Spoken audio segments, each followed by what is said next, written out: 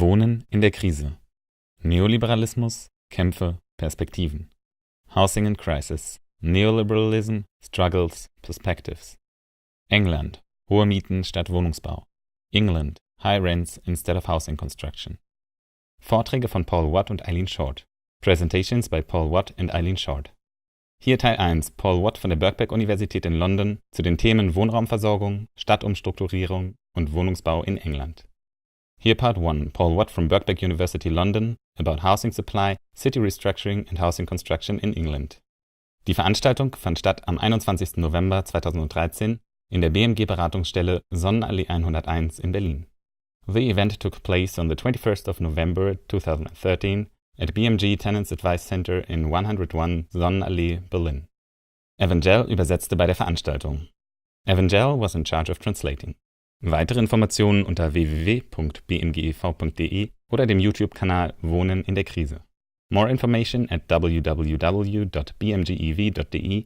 or in the YouTube channel Wohnen in der Krise. Okay, thanks very much for inviting me. Thanks very much for coming. So the film was very instructive, and I'm going to try then and fill in some of the background, some of the issues that were raised in the film, and also then, sketch out some of the longer-term issues that have, they've come to, create this present crisis that we've got, really. Vielen Dank für die Einladung, vielen Dank fürs Kommen. Ich versuche jetzt einige Hintergründe von den Geschehnissen in einem Film zu vertiefen und die aktuellen Krise ein bisschen zu beschreiben. Okay, what I'll do then is I'll sketch out some of the terms that are used in the English housing context. Then I'll talk about some of the long-term issues in relationship to housing. I'll probably skip over number 3. Then I'll talk a little bit about issues around regeneration, and particularly then how that's impacted on London. And then I'll talk about some case studies in East London, and then I'll talk about the present. Ich werde zunächst Begrifflichkeiten des Diskurs des Wohnraumversorgungs in Großbritannien darstellen, danach einen Überblick über die Situation in England darstellen. Der dritte Punkt lasse ich raus. Beim 4. rede ich über Umbau in kommunale Wohnungsbauten, dann anhand welcher Beispiele beim Punkt 5 und beim 6 die Gegenwart.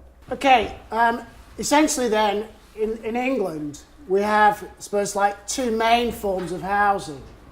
You have market housing, which is split then into owner occupation, whereby people own the dwelling either outright or through a loan, through a mortgage.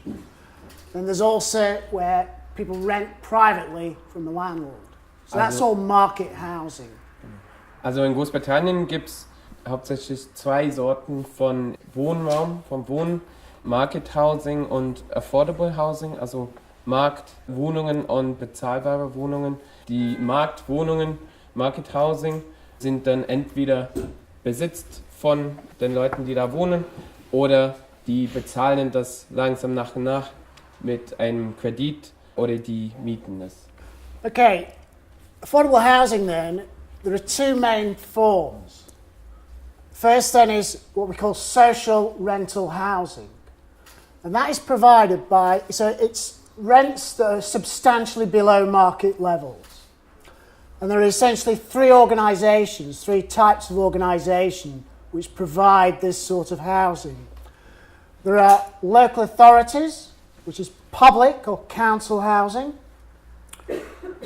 Secondly, we have something called housing associations, and these are voluntary sector organisations, supposedly not for profit, but actually it's quite complicated, but in many ways increasingly housing associations are involved in the provision of market housing.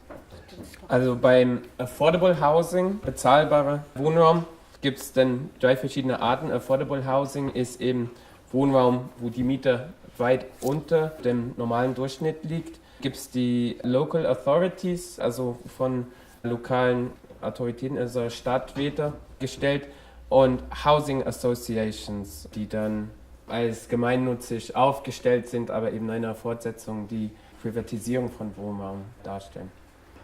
And then there are also cooperatives, but unlike in Germany, cooperatives are a very small proportion of the total market, basically.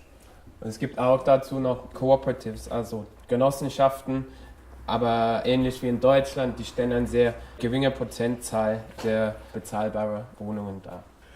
And then there's also something called intermediate housing, which is, if you like, property which is slightly below market level rents and costs. For example, shared ownership. Es gibt auch Intermediate Housing, also das ist auch leicht bezahlbarer als der normalen Durchschnitt. Und da gibt es beispielsweise Shared Ownership, also geteilte Wohnen. I'm going to talk about housing tenure in a little bit more detail, house building, affordability and housing conditions.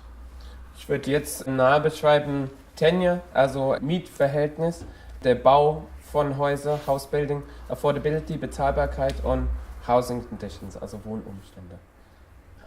Okay, this shows you the four main tenures across England and London from 1981 to 2011. So it shows you the percentages. Also auf dieser Tabelle wird dargestellt die 4 Hauptmietverhältnissen, die in Großbritannien existieren, von 1981 bis 2011 in Prozentzahlen. Okay, the top line is what's that? This is public rental, renting from the local authority. So you can see then in 1981, nearly 30% of the total stock was public rental. Also die obere Zeile stellt Mieten von den Staat dar und man sieht, dass in 1981 fast 30% aller Wohnungen staatlich vermietet worden sind. Okay, now what's happened is that the proportion and the numbers of this stock has declined very markedly. So you can see then, by the time you get to 2011, it's actually less than 10%. Also die Anzahl dieser Versorgung ist brisant gesunken und man sieht dann, dass in 2011 das steht unter 10%. There are three main reasons for this. The first reason is because of the way that the Conservative government under Margaret Thatcher passed what was the 1980 Housing Act. And this introduced what's called the right to buy. So it gave sitting tenants the right to buy their homes at a substantial discount. Also es gibt 3 Hauptgründe für diese Änderung. Der erste ist die 1980er Politik des konservativen Regierung von Margaret Thatcher und der sogenannte Right to Buy, also Recht auf Kauf, was Mieter, Mieterinnen von staatlichen Wohnungen die Chance gegeben hat, für einen niedrigen Preis ihr staatliches Haus zu kaufen. The second reason is because the local authorities from 1988, there was a program of transferring their stock, the council's stock, to housing associations. And that was particularly increased under New Labour. Der zweite Grund ist, weil seit den 80er gab es auch eine Politik, wobei lokale Autoritäten, Stadträte ihre eigenen Wohnraumversorgung losgeworden haben an private Instanzen, die sogenannten Housing Associations. And that second factor partly explains why you can see that the renting from the housing associations is increased. Und dieser zweite Grund zeigt, warum eben Rental from Housing Associations, Vermietung von privaten Instanzen, auch gleichzeitig gestiegen worden ist. Now the third reason why it is that the proportion and the numbers of public housing has declined is because they're not being built anymore. They're just not being built. So I'll show you in the next slide. Der dritte Grund für diese Änderung ist eben ganz einfach, dass auch kaum mehr staatliches Wohnraum mehr gebaut wird. Es wird einfach nicht mehr gebaut. Now, if you look then, you can see that the proportion of private rented has gone up quite significantly from 1981 to 2011. Wenn man die private Mietverhältnisse anguckt, sieht man, dass die auch markant gestiegen sind von 81 bis 2011. And the numbers then of owner-occupiers went up until 2011, but since then declined somewhat. Und die Zahlen von Menschen, die besitzen und dort auch wohnen, sind auch bis 2011 gestiegen, aber eben seit dann sinken sie wieder. I'll talk about London now. Ich rede jetzt über London. And this is the key fact in trying to understand what's going on, is that if you go back then to 1981, you can see, if you add up those two, that is then roughly 35% is social rental housing. Okay? Der Schlüssel, um das zu verstehen, muss man gucken, die 30% und die 5% zusammen sind sozial vermietetes Housing.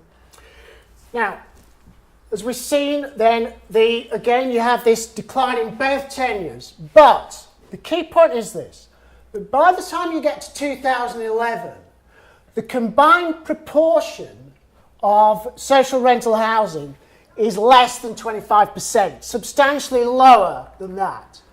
And this private renting then has gone up. So you've had a switch away from social renting into private renting.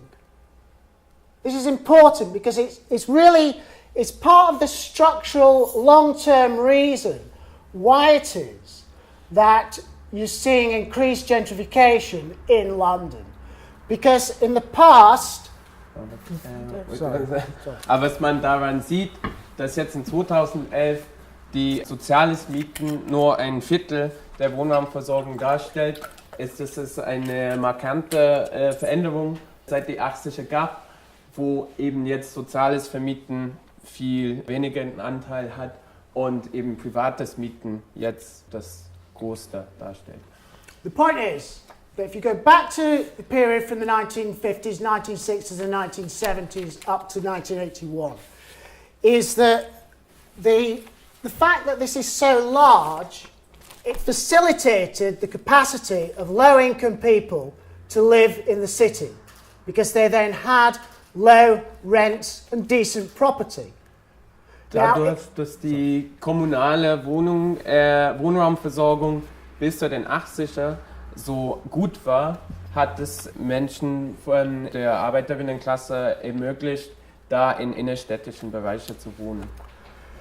Now, the fact then that the private rental sector has increased to such a large extent, and also private tenants in England, unlike in many parts of Germany, they don't have much security of tenure.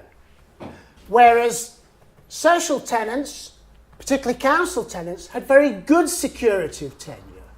Dass die private Wohnungsmarkt so markant größer geworden ist ein Problem, weil in Großbritannien hat man sehr weniger als privater Mieter oder Mieterin hat man sehr wenig Sicherheit, was man hingegen in soziale Wohnungen eben hat, eine gewisse Sicherheit der Mietverhältnis, kann nicht einfach ausgeschlossen werden. So the argument is that, again, back to 1981, that at that point, the large public social housing rental stock, it provided a key buffer against gentrification. And that buffer has been systematically eroded over a long-term period. This is not a new phenomenon, it's a long-term period. Die große kommunale Wohnraumversorgung, das es eben in den 80er gab, hat damals ein Bollwerk gegen Gentrifizierung dargestellt, indem es verhindert worden ist, dass diese Gruppen aus innerstädtischen Bereichen getrieben werden könnten. Und das ist eben ein langfristiger Prozess.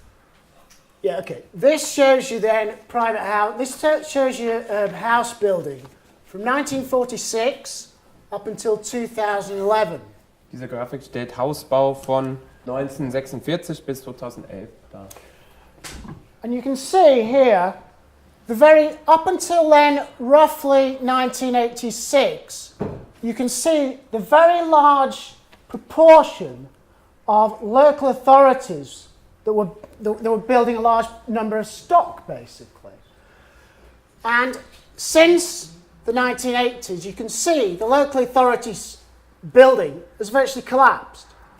Also bis 1986 sieht man, dass Stadtväter sehr viel Wohnungen und Häuser gebaut haben und es eben nach diesem Punkt dies sehr doll nachgelassen hat und kaum noch gemacht wird. But again, the important point is that these voluntary sector, they've never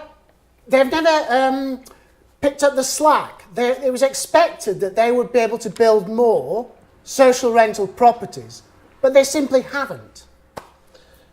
It's still a very small proportion, and compared back to the period in the post-war period, basically. Wichtig zu sagen ist, dass die Housing Associations, also die Wohnungsbaugesellschaften und die private Mieter das nie wieder genug gebaut haben, um das, was nicht mehr seitens der Stadt gemacht wird, wieder gut zu machen. In 2011, something like 103,000 homes were built. That is the lowest level since 1924. In 2011 wurden 103.000 Häuser gebaut.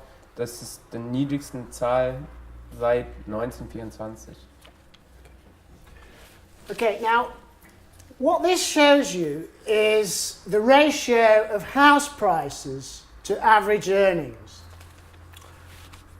Over the long-term period, the ratio in the UK has been of the order of 3 to 1. In other words, then, that for every pound that somebody earns, house prices then are at £3 that level, 3 times the level. Hier wird dargestellt das Verhältnis zwischen Einkommen und Kosten von Wohnraum. Für jeder Pfund, den man verdient, musste man im Prinzip das Einkommen verdreifachen, um eben ein Haus leisten zu können. Now, this is a key graph, because what it shows then from 1997, it's gone up then from just 3.5, slightly above trend, up until then 2008, so it goes up then to 7 times. Also das ist eine sehr wichtige Tabelle, weil es zeigt, dass eben vom 97 ist diese Verhältnis massiv gestiegen, von 3 bis auf 7. Now there are several reasons why, but I'll just say 2 main reasons. Firstly, it links to the lack of supply. We saw on the previous graph that there's not as many houses being built. So the laws of supply and demand mean that the price is going to go up. Also es gibt verschiedene Gründe dafür, ich sage nur 2. Also der erste ist, dass eben sehr wenige Häuser und Wohnungen noch gebaut werden und das hat mit Angebot und Nachfrage zu tun. The second reason links to the availability of mortgage credit, the loans that people take out to borrow to purchase a property. Also der zweite Grund hat mit der Verfügbarkeit von Kredit zu tun, Mortgage Credit, was ein Kredit ist, was man aufnimmt, um ein Haus zu kaufen. What's happened is that there was a relaxation of the rules regarding the provision and availability of mortgage credit by banks and by building societies. Was passiert ist, dass die Gesetze rund um Mortgage Credits, also Kredite fürs Hauskaufen, dereguliert worden sind. Traditionally, people could borrow 3 times their salary. Traditionell könnten Menschen eben 3-mal ihres Einkommens von der Bank ausleihen, in Kredit bekommen. But what happened then, leading up to the crisis in 2008, was that they allowed people to borrow up to 6 times their salaries. Und was bis zur Krise in 2008 passiert ist, ist, dass die Banker das erlaubt haben, dass Menschen bis zu 8-mal ihres eigenen Einkommens in Form eines Kredits bekommen könnten. So you have a wall of credit, basically, with a small finite amount of stock. So hence, that's what happens. And it goes down then because of the crisis in 2008. Es stellt eine Mauer von Kredit dar, was sich auf einen relativ kleinen Wohnraumversorgung bezieht. Okay, private market rent levels. In parts of London then, you're talking about, for a 2-bedroom home, over £1,000 a month. Also das private Mietkosten in London würde man bezahlen eher mehr als 1.000 pro Monat. Where I live in Camden, a 2-bed flat on average is £1,500 a month rent. Wo ich in Camden, London wohne, ist eine 2-Zimmer-Wohnung im 1.500 Pfund Miete. There's a substantial difference between the local authority, housing association and private renting. And this difference is larger in London than it is anywhere else in the country. Der Unterschied zwischen kommunalen Wohnungen von Housing Associations und privaten Wohnungen ist in London größer als irgendwo anders. What happens then is that if somebody applies for social housing, they put their name down on a waiting list. And these figures then show you the numbers on the waiting list from 1997 up until 2011. Wenn einer eine soziale Wohnung beantragt, dann kommt zuerst der Name auf einer Warteliste. Diese Tabelle zeigt die Zahlen von Menschen auf Wartelisten von 97 bis 2011. So at the same time then that you have this crisis of affordability in both then the owner-occupied sector and both the private rental sector, you have people then on lower incomes and middle incomes trying to get into social rental housing. Also man hat eine gleichzeitige Krise des privaten Wohnmarkts und des staatlichen Wohnmarkts, wo eben beide Gruppen versuchen dann in kommunale Wohnungen reinzukommen. But it's becoming increasingly difficult. Here we have 1,022,000 people on the waiting list. Here we have 1,800,000. Percentage 80% increase across the country as a whole in the space of 14 years. Also das wird immer schwerer, in kommunale Wohnungen reinzukommen. In 1997 hat man 1.022.000, in 2011 hat man 1.800.000. Das ist eine Veränderung von 80%. And the position is even worse in London because essentially you've got a doubling of the numbers then on the social wait on the local authority waiting list. In London ist die Situation noch schlimmer, weil man im Prinzip eine Verdoppelung hat von den Menschen, die gerade auf Wartelisten stehen. Now, one of the things about London is that increasingly London is being decoupled from the rest of the English housing market. And one of the reasons is that London is regarded as a safe bet in terms then of foreign investment. Also warum London eine Ausnahme darstellt, ist, weil es langsam entkoppelt wird von dem restlichen britischen Wohnungsmarkt und wird zunehmend als eine sichere Investition dargestellt. So what you have as a position is that increasingly some of the people who are buying in certain parts of London, particularly central London, they're not using mortgages. It's cash buyers, cash-rich, foreign investors essentially from East Asia who tend to prefer new build, and also then what we've seen is as a result of the crisis is relatively rich Greeks and Italians coming literally and buying properties up in central London because central London property is regarded as a safe bet, and that then is helping to fuel and keep the London property market buoyant. Was man gerade in London hat, ist, dass viel Wohnraum gekauft wird, eben nicht durch Kredit, sondern direkt mit Geld von Großkapital und eben auch von reicheren Leuten aus Griechenland und Italien beispielsweise, die dann da in der Stadt eine sichere Investition sehen. Okay, so what we've got is several things coming together, particularly in London. But London, as I said, it's slightly special in terms of the the UK English picture. Was man hat in London ist mehrere Sachen, die zusammenkommen, und weil London eben eine Ausnahme darstellt, wenn es um Wohnen in Großbritannien geht. As I've said, you have this long-term decline in the proportion of social housing. Man hat ein langfristiges Sinken, die Versorgung von sozialer Wohnungen. And that was state policy, essentially, first by the Conservatives and then by New Labour. Durch eine staatliche Politik, was von den Konservativen angefangen worden ist, aber durch New Labour auch fortgesetzt. And in terms of the housing, the quality of the housing stock, particularly the public social rental housing stock, it's not been invested in as much by the state as it really should have been. So it's, in many ways it's deteriorating in conditions, basically. Die Qualität der staatlichen Wohnungsversorgung sinkt auch markant, weil da auch kaum mehr investiert wird, kaum mehr Geld reingesteckt wird. So you have a public housing estate, which the actual stock is not very good quality in many ways because it's been disinvested in.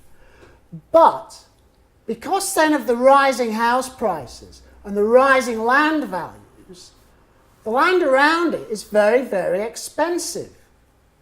Man hat eben dann die Situation, dass man kommunale Wohnungsbauten hat, die eine sehr schlechte Qualität verfügen, aber eben wo das umgebende Eigentum sehr, sehr teuer ist.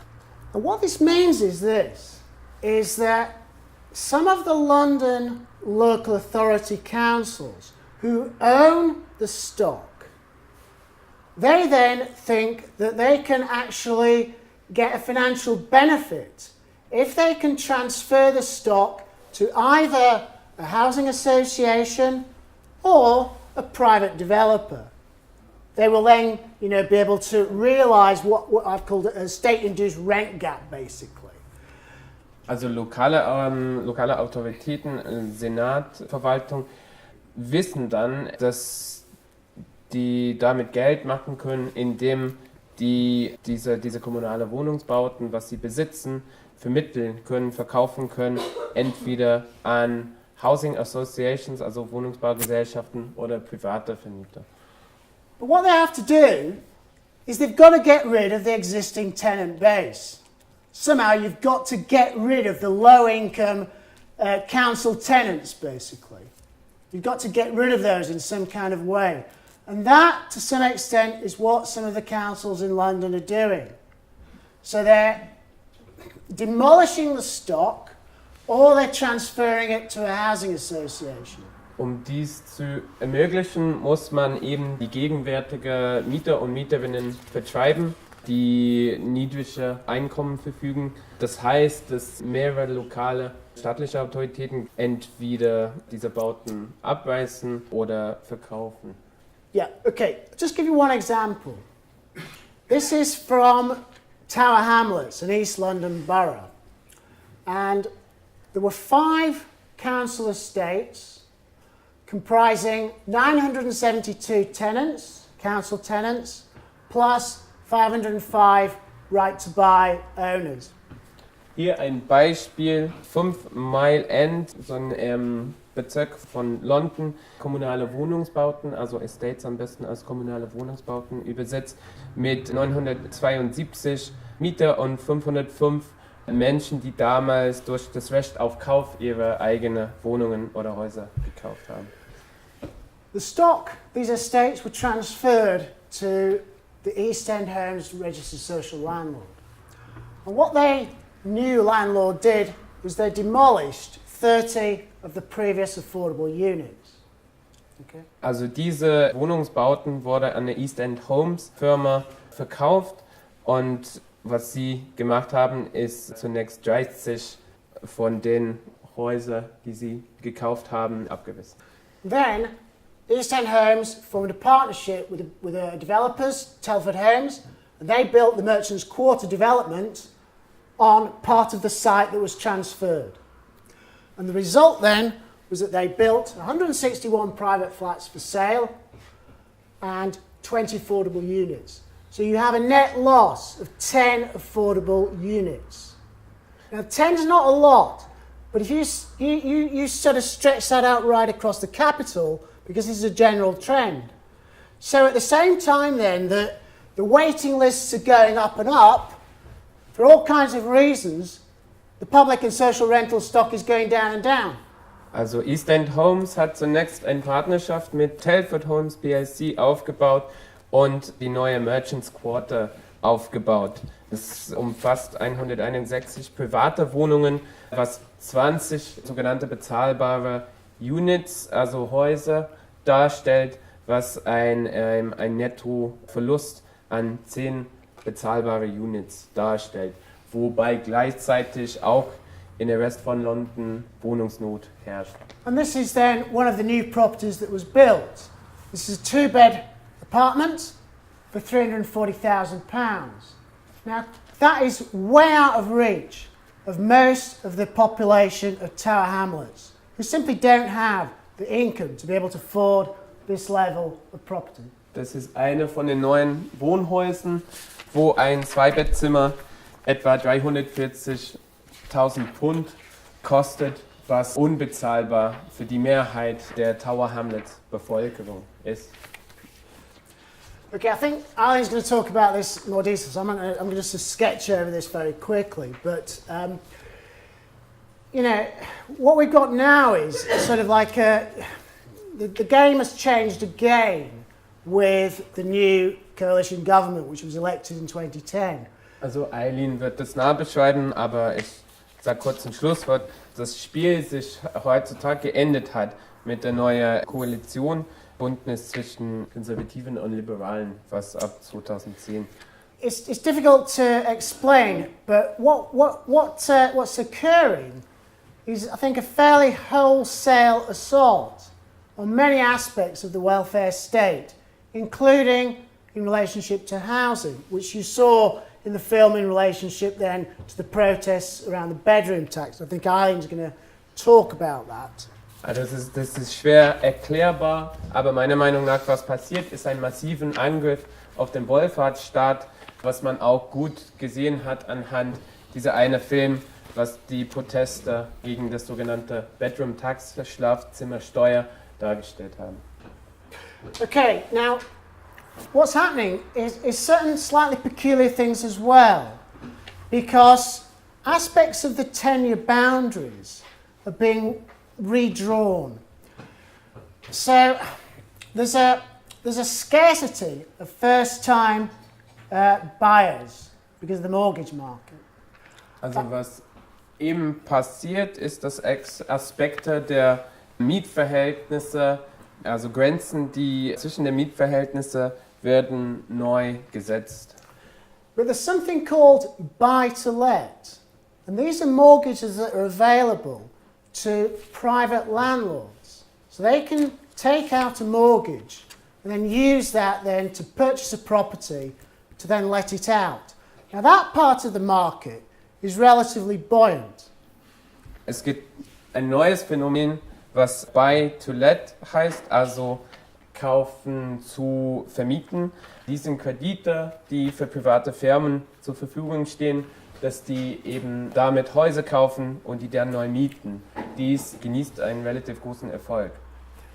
And what's happening is that various aspects of the benefits that are linked to rents, the subsidies are going down, which is making it even more difficult, if you like, then for low-income people to afford their rents.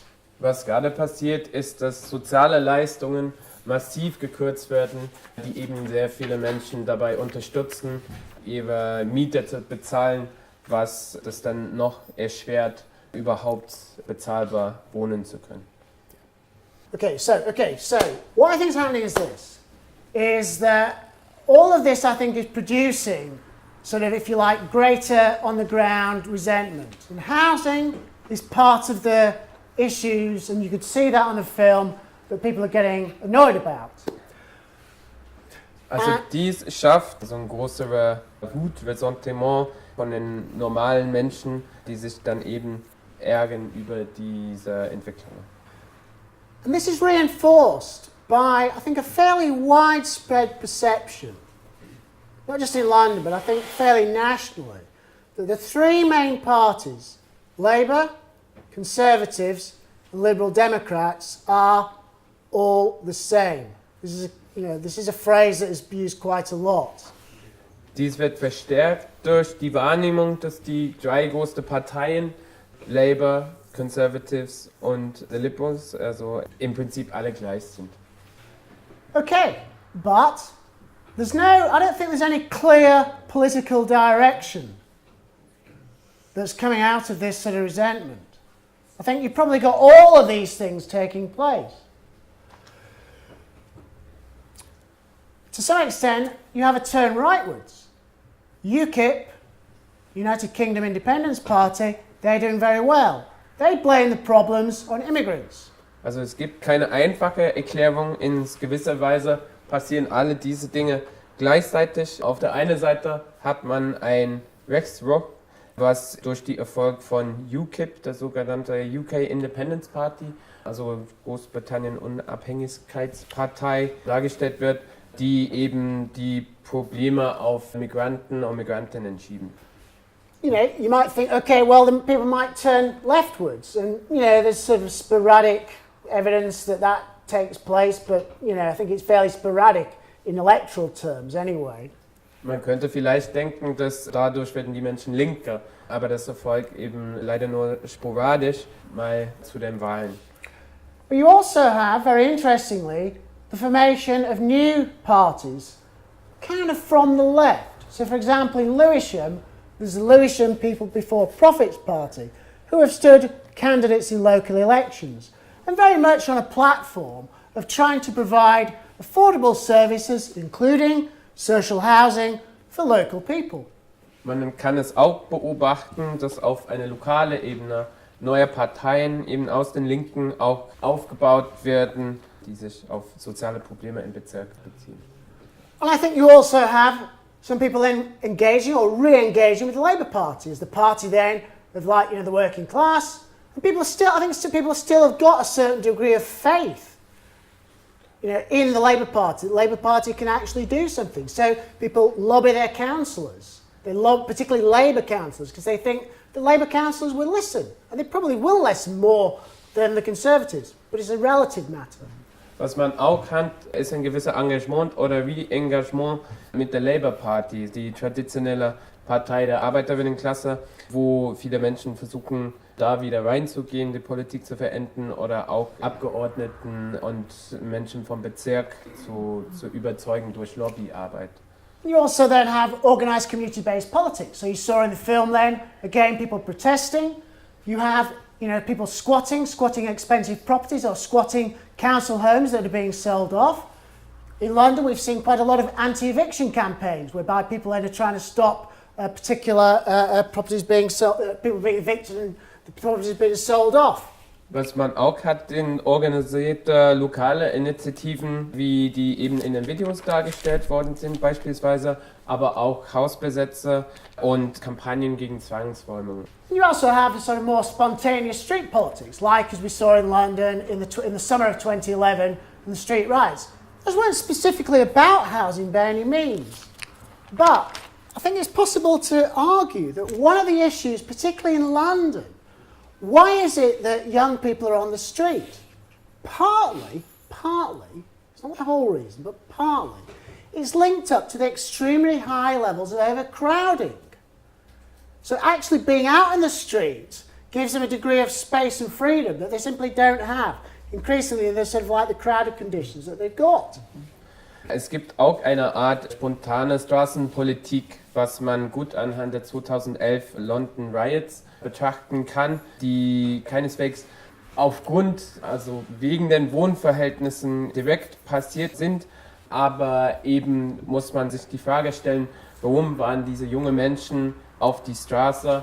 Hat das auch bestimmt sehr viel damit zu tun, dass die Wohnungen, in denen sie wohnen, immer voller werden. And also, because again, I think that, they're kind of like, they're trying to fight for, improved social housing is often a very difficult struggle for people.